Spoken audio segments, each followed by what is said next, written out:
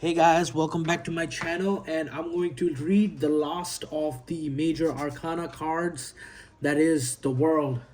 So the final card of the major arcana is the world, you see? A card of completion, fulfillment, and wholeness. It marks the end of one journey and beginning of another. In Rider-Waite deck here, a dancing figure stands at the center of a green laurel wreath. You see?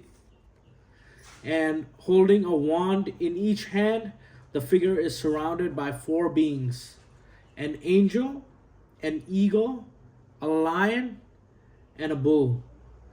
The central figure represents the soul in perfect harmony. Their dance symbolizes freedom, balance, and the joy that comes from completing a significant stage of one's life journey. The flowing purple scarf suggests movement, wisdom, and spiritual transformation.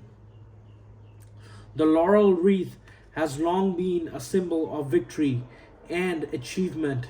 Rather than representing a final destination, it celebrates the successful completion of one cycle and the readiness to begin another. The four figures in the corner are known as four living creatures. They appear in the visions of the prophet Ezekiel and John the Apostle and have traditionally been associated with four evangelists. The angel represents Matthew the evangelist. Okay, the lion marks the evangelist Mark.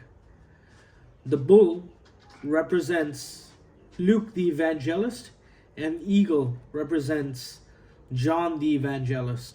In tarot, they also symbolize four elements: air, fire, earth, and water, and complete balance of all aspects of life. The world appears when a journey has reached fulfillment, a goal has been achieved, a lesson has been learned, or a previous growth cycle has completed. Yet the card reminds us that every ending is also a beginning of a new cycle. You ask yourself, what have I learned from this journey?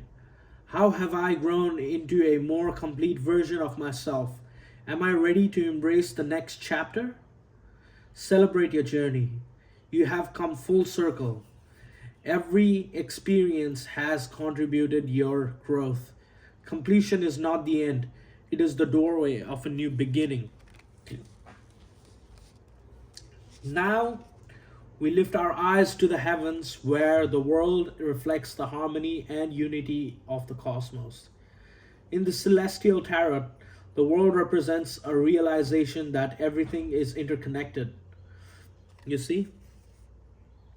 The stars, the planets, the galaxies, and all forms of life exist within one vast and beautiful universe.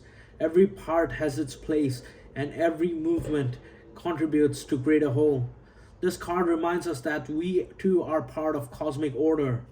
After a long journey of learning, challenge, and transformation, we begin to see how each experience has shaped us, and what seemed random now reveals a deeper pattern.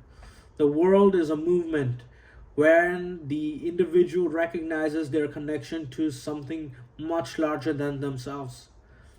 It is a card of integration. The lessons of past are no longer separate experiences but have become a part of our wisdom. You can see it as a whole. The universe is constantly moving through cycles. Stars are born, shine brightly, and eventually give rise to new stars. Likewise, our personal journeys never truly end. They continue to unfold ever expanding circles of growth.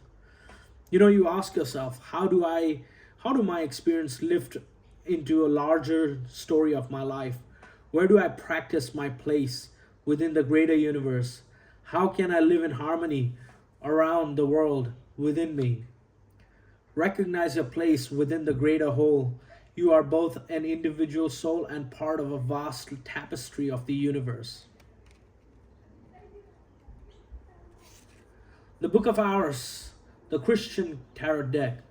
Finally, we enter the illuminated world of Book of Hours, where the world is understood through the medieval version of creation, pilgrimage, and union with the divine. For medieval Christians, life was often described as a pilgrimage. Earthly life was not viewed as the final destination, but as a sacred journey leading to the soul towards God. You see?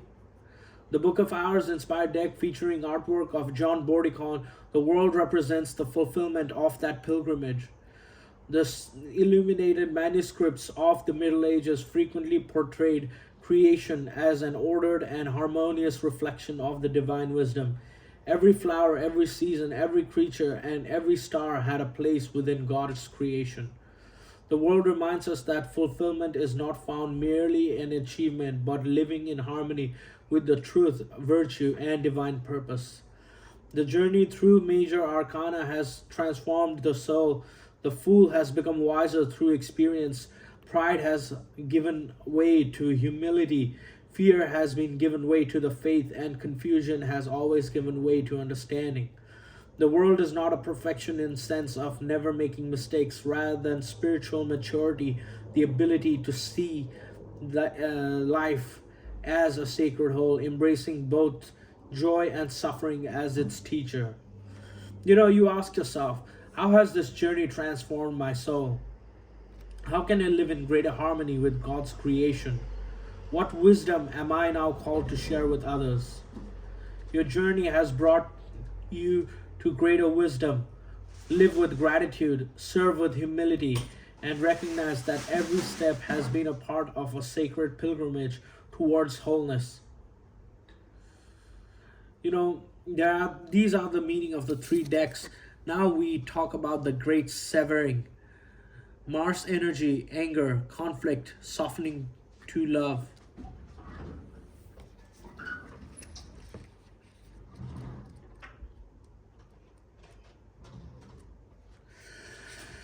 This is a shadow card, one that may feel confrontational. Don't be afraid. It's here to bring the surface anything that's standing in the way of letting love in. The warring planet of Mars has is constant reminder that it is more often too important to soften and forgive and find our way back to love. There are many things in human experience that make it difficult for our heart and soul and to stay open to never ending source of love. We're all wounded, and our conscious wound inflict wounds on others. It can feel like a never ending dance we can never escape. If we aren't careful, before long, we'll see the world as a scary, dangerous place where fear and anxiety roam. If this card surfaces, it could be for two reasons. Firstly, for you to acknowledge the difficult emotions, situation, conflicts, wounds, and fears that are causing you pain and anxiety. And secondly, for you to find your way back to love. When you are hurt, it's normal to close off our heart to the world, to let the painful experience confirm the agony of separation in earthly life. Soften and find your way back to love anyway. When fear and anxiety and paranoia paralyze you, it is normal to want to hide away from others and the world. Come out of your cave and soften your heart over anyways. We're all innocent children spinning our way around the world. Find a way to see the innocence in all people, especially yourself. How are you cutting yourself off of love? How can you soften towards those who have hurt you? See, this is one thing that has been difficult because I have been forgiving everybody, but still, I'm still suffering over here, like whatever has come. But I still choose to forgive because there's no way, you see.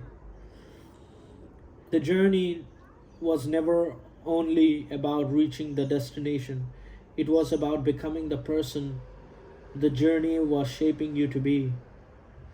When we embrace every lesson with gratitude, we discover that wholeness has been growing within us all along. So, yeah, that's about it. Uh, you know, this is the world and we live in it. And I just wish for peace kindness and harmony. But let's see, man. Let's see what happens. Uh, it's been a crazy journey, but I just hope, like whatever happens, I'm protected by God. And it's been a tough journey for me, especially. I wish it didn't pan out that way, but what can you do? This is the world. So, yeah.